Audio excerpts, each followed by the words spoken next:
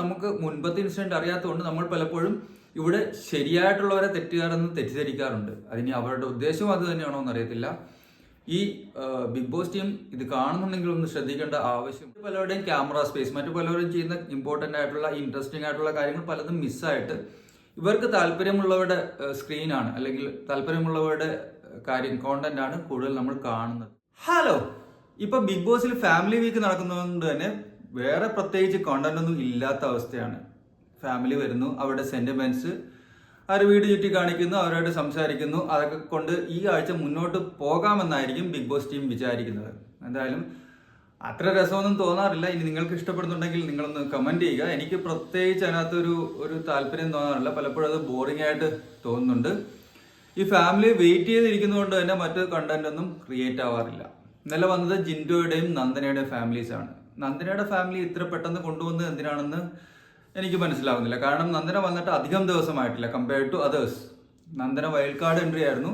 നന്ദനയേക്കാൾ വളരെ മുമ്പ് വന്ന ജാസ്മിനും നോറയൊക്കെ അവിടെ ഉള്ളപ്പോൾ നന്ദനയുടെ ഫാമിലിയെ കൊണ്ടുവരേണ്ട ആവശ്യം ഇല്ലായിരുന്നു. ഇപ്പോൾ ഇതിന് ശേഷം കൊണ്ടുവന്നിരുന്നെങ്കിൽ ഓക്കെയാണ്. ബാക്കി വൈൽഡ് കാർഡ് എൻട്രീസിൻ്റെ കൂടെയോ സിജോയുടെ ഫാമിലി വരുന്നതിൻ്റെ കൂടെ ഒക്കെ നന്ദനയുടെ കൊണ്ടുവന്നാൽ ഓക്കെ ആയിരുന്നു. ബട്ട് ഇത് വളരെ മുമ്പ് തന്നെ നന്ദനയുടെ ഫാമിലിയെ കൊണ്ടുവന്നിരിക്കുകയാണ്. എന്തായാലും നന്ദനയുടെ അമ്മയും സിസ്റ്ററുമാണ് വന്നത്, ജിൻഡോയുടെ പേരൻസ് ആണ് വന്നത്.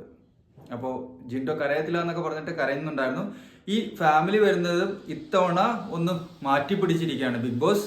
മുമ്പൊക്കെ കാറിൽ കൊണ്ടുവന്ന് ഇന്നോവയിൽ കൊണ്ടുവന്ന് കറക്കി നിർത്തി ഒക്കെയാണ് കാണിച്ചിരുന്നെങ്കിൽ ഇത്തവണ നന്ദനയുടെ ഫാമിലി സ്റ്റോർ റൂം വഴിയും ജിൻഡോയുടെ ഫാമിലി കൺഫെഷൻ റൂം വഴിയുമാണ് വന്നത്. ഇതിനു മുമ്പ് കൺഫെഷൻ റൂമിൽ കയറാനുള്ള ഭാഗ്യം ശ്രീധുവിൻ്റെ മമ്മിക്ക് മാത്രമാണ് ലഭിച്ചത്. അത് വാണിംഗ് ആയിട്ടായിരുന്നു. എന്തായാലും ഈ രണ്ട് ഫാമിലീസും ബിഗ് ബോസ് പറഞ്ഞു കൊടുത്ത രീതിയിൽ തന്നെയാണ് പെരുമാറിയത്. കൂടുതലൊന്നും വിട്ടു പറഞ്ഞില്ല. എല്ലാവരും നല്ലപോലെ കളിക്കുന്നുണ്ട് എന്നത് മാത്രമാണ് എല്ലാവരും പറഞ്ഞത്.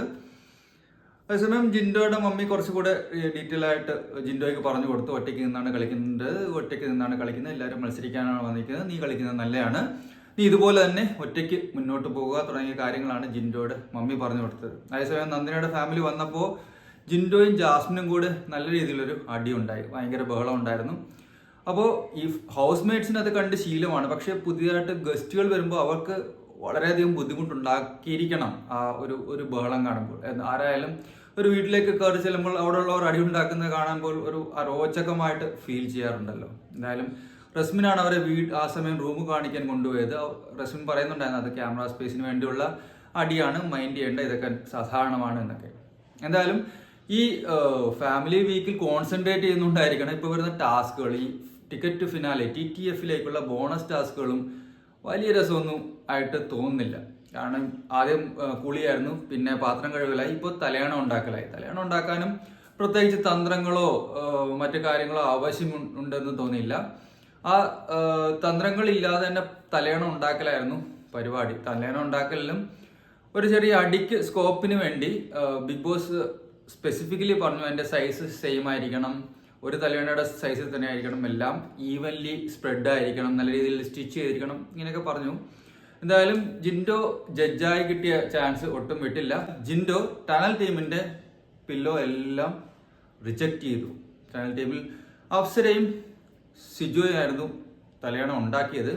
എല്ലാ തലയണയും നിരത്തി പിടിച്ച് റിജക്റ്റ് ചെയ്തു. അവർ കുറേയധികം തലയണ ഉണ്ടാക്കിയായിരുന്നു. എന്തായാലും അത് അത്രയും തലയണയുടെ ആവശ്യമില്ലായിരുന്നു, ക്വാളിറ്റി ആയിരുന്നു കൂടുതൽ ആവശ്യപ്പെട്ടത് ബിഗ് ബോസ്. ഇവർ ക്വാണ്ടിറ്റി കൂട്ടി അറ്റ്ലീസ്റ്റ് 50% എങ്കിലും ക്ലിയർ ആവുമെന്നുള്ള ധാരണയിലായിരിക്കണം. എന്തായാലും അത് ജിൻഡോ പറയുന്ന ഈ തലയണൊന്നും ഉപയോഗിക്കാൻ കൊള്ളില്ല, കിടന്നുറങ്ങാൻ പോലും പറ്റില്ല, അതിൽ തല വെച്ചാൽ ഭൂമിയിൽ തന്നെ തല തട്ടും, താഴെ തല തട്ടും എന്നൊക്കെയാണ് പറയുന്നത്.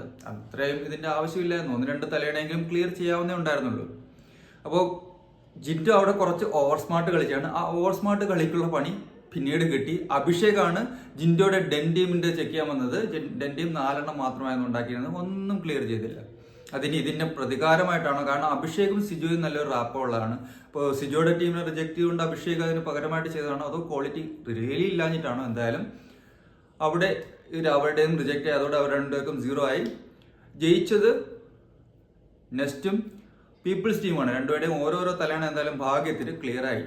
അപ്പോൾ നെക്സ്റ്റ് ടീമും പീപ്പിൾസ് ടീമിനും 3 പോയിന്റാണ് കിട്ടിയിരിക്കുന്നത്. ബാക്കി രണ്ടുപേർക്കും ഒന്നും കിട്ടിയിട്ടില്ലെന്ന് തോന്നുന്നു. അപ്പോൾ ഈ ബോണസ് ടാസ്കുകൾ ഒരു കാണാനൊരു രസമില്ലാതെയാണ് പോകുന്നത്. അതോടൊപ്പം മറ്റൊരു കാര്യം ഞാൻ ശ്രദ്ധിച്ചത്, ഈ ലൈവിൽ വരുന്ന പല ഇമ്പോർട്ടൻറ്റ് കാര്യങ്ങളും ഈ എപ്പിസോഡിൽ കാണാറില്ല. ഈ എഡിറ്റിംഗ് ചെയ്യുന്ന ആൾ ഒന്ന് ശ്രദ്ധിക്കേണ്ടതാണ്. കാരണം പല കാര്യങ്ങളും കണക്ഷൻ ഇല്ലാതൊക്കെ പോകുന്നു. നമ്മൾ കാണുന്നത് നമുക്ക് മനസ്സിലാവുന്നില്ല എന്തുകൊണ്ടാണ് ഇത് സംഭവിക്കുന്നതെന്ന്. അറ്റ്ലീസ്റ്റ് ഒരു ഇൻസിഡന്റ് കാണിക്കുന്നുണ്ടെങ്കിൽ അതിനുള്ള റീസൺ കൂടെ കാണിക്കണം. അത് മാത്രമല്ല, പലരെയും മുമ്പ് ഉണ്ടായിരുന്ന ഒരു ആരോപണം തന്നെയാണ്, ഇവർക്ക് ഇഷ്ടമുള്ളവരെ ഫോക്കസ് ചെയ്യുന്നു എന്നൊരു ആരോപണമുണ്ട്. അതിപ്പോഴും നമുക്ക് കാണാം. നമ്മൾ ലൈവ് കണ്ടിട്ട് എപ്പിസോഡ് കാണുവാണെങ്കിൽ മനസ്സിലാവും മറ്റു പലരുടെയും ക്യാമറ സ്പേസ്, മറ്റു പലരും ചെയ്യുന്ന ഇമ്പോർട്ടൻ്റ് ആയിട്ടുള്ള ഇൻട്രസ്റ്റിംഗ് ആയിട്ടുള്ള കാര്യങ്ങൾ പലതും മിസ്സായിട്ട് ഇവർക്ക് താല്പര്യമുള്ളവരുടെ സ്ക്രീനാണ് അല്ലെങ്കിൽ താല്പര്യമുള്ളവരുടെ കോണ്ടന്റ് ആണ് കൂടുതൽ നമ്മൾ കാണുന്നത്.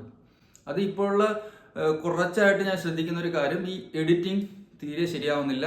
എഡിറ്റിംഗ് എന്തൊക്കെയോ എഡിറ്റ് ചെയ്ത് കാണിക്കുന്ന രീതിയിലാണ് ഫീൽ ചെയ്യുന്നത്. കാരണം ഒരു ഫ്ലോ ഉണ്ടാവില്ല. പലപ്പോഴും ചില മെയിൻ ഇൻസിഡൻസ് മിസ്സായിട്ട് അതിന് ശേഷമുള്ള മുമ്പത്തെ നടന്ന ഇൻസിഡന്റിന് റിലേറ്റ് ആയിട്ടുള്ള രണ്ടാമത് നടന്ന ഇൻസിഡന്റ് ആണ് കാണിക്കുന്നത്. അപ്പോൾ നമുക്ക് മുൻപത്തെ ഇൻസിഡന്റ് അറിയാത്തതുകൊണ്ട് നമ്മൾ പലപ്പോഴും ഇവിടെ ശരിയായിട്ടുള്ളവരെ തെറ്റുകാരെന്ന് തെറ്റിദ്ധരിക്കാറുണ്ട്. അതിന് അവരുടെ ഉദ്ദേശം അത് തന്നെയാണോ എന്ന് അറിയത്തില്ല.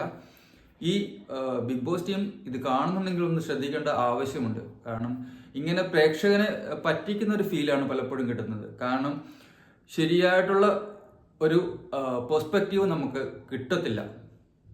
രണ്ടുപേർ തമ്മിലുള്ള പ്രശ്നം മുൻപ് ഉടലെടുത്തായിരിക്കും, മറ്റേ ഒരാളുടെ തെറ്റുകൊണ്ട് പറ്റിയതായിരിക്കും. പക്ഷെ അതിനുശേഷം നെക്സ്റ്റ് അതിന് റിലേറ്റഡ് ഇൻസിഡന്റ് വരുമ്പോൾ അതിൽ യഥാർത്ഥത്തിൽ തെറ്റുകാരൻ ശരിയാണെന്ന് നമുക്ക് ഫീൽ ചെയ്യും. ഈ എഡിറ്റ് ചെയ്ത് വരുമ്പോൾ അങ്ങനെയൊക്കെ ചിലത് സംഭവിക്കുന്നുണ്ട്. അതിനെ സ്പെസിഫിക്കലി പറയാൻ ഇപ്പോൾ എനിക്ക് ഒരു ഇൻസിഡന്റ് ഓർമ്മ കിട്ടുന്നില്ല. പക്ഷെ അത് സ്ഥിരമായിട്ട് സംഭവിച്ചുകൊണ്ടിരിക്കുന്നതായിട്ട് കാണുന്നുണ്ട്. അതിന് ചിലരോട് ഫേവറിസം ഉള്ളത് കൊണ്ട് ചിലർക്ക് കൂടുതൽ ക്യാമറ സ്പേസ് കൊടുക്കാൻ വേണ്ടി ചെയ്യുന്നതാണോ അതോ യാദൃശ്ചികമായി സംഭവിക്കുന്നതാണോ ഉറപ്പില്ല. അഖിൽ മാരാരുടെയൊക്കെ ആരോപണങ്ങൾ ഇവിടെ ചേർത്ത് വായിക്കുന്നതുകൊണ്ട് ചിലരോട് ഫേവറിസം കാണിക്കാറുണ്ട് എന്ന് തുടങ്ങിയ ആരോപണങ്ങൾ മുൻ കണ്ടസ്റ്റൻസ് ആയിട്ടുള്ളവർ പറയുന്നുണ്ട്. അപ്പോൾ അങ്ങനെ ഫേവറിസം കാണിച്ചു കഴിഞ്ഞാൽ പ്രേക്ഷകർ ഇത്തരം പ്രോഗ്രാമിനെ റിജക്റ്റ് ചെയ്യും എന്നുള്ള യാഥാർത്ഥ്യം കൂടെ ബിഗ് ബോസ് ടീം മനസ്സിലാക്കണം.